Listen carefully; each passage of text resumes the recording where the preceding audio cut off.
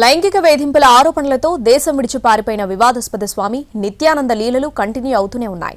మొన్నటికి మొన్న ఆయన చనిపోయాడంటూ బంధువులు ట్వీట్ చేస్తే ఇప్పుడు నిత్యానందుడి భూదందా బయటపడింది.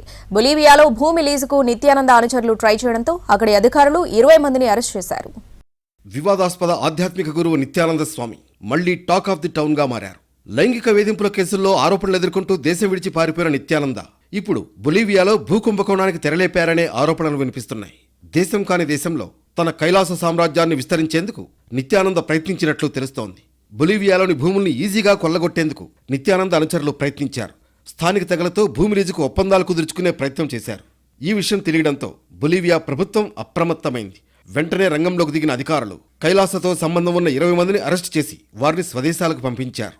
కార్చిచ్చు సమయంలో కైలాసకు చెందిన వ్యక్తులు బొలీవియాలో పర్యటించారు. స్థానికులకు సహాయం చేశారు.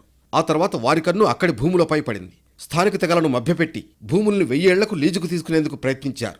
ఒక స్థానిక తెగ ప్రతినిధి $2 లక్షల చెల్లిస్తే ఢిల్లీకి దాదాపు 3 రెట్ల విస్తీర్ణంలో ఉన్న భూమిని 25 ఏళ్ల పాటు లీజుకివ్వడానికి అంగీకరించాడు. అయితే కైలాస ప్రతినిధులు ఆ భూమిని 1000 ఏళ్ల పాటు లీజుకివ్వాలని, గగనతల వినియోగం, సహజ వనరుల తవ్వకాలకు కూడా అనుమతి ఇవ్వాలని డిమాండ్ చేయడంతో అసలు విషయం బయటపడింది. బొలీవియా మీడియాలో ఈ విషయం రావడంతో భూకుంభకోణం వెలుగులోకి వచ్చింది. వెంటనే స్పందించిన ప్రభుత్వం కైలాసతో సంబంధం ఉన్న 20 మందిని అరెస్టు చేసింది. స్థానికులతో చేసుకున్న ఒప్పందాలను రద్దు చేసింది.